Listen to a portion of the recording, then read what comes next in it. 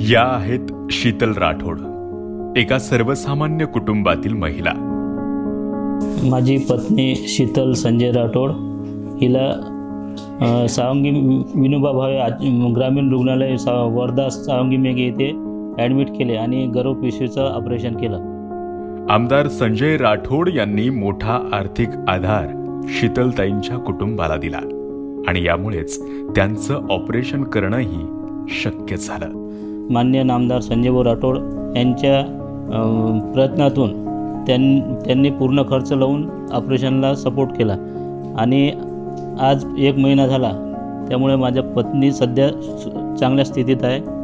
भाऊचे मी खूप आभार मानतो आणि माझी पत्नीला तिचं सर्व गोळ्या औषधे वगैरे चालू आहे, त्यामुळे माननीय नामदार संजयभाऊ राठोड पालकमंत्री यवतमाळ यांचे मी आभार मानतो।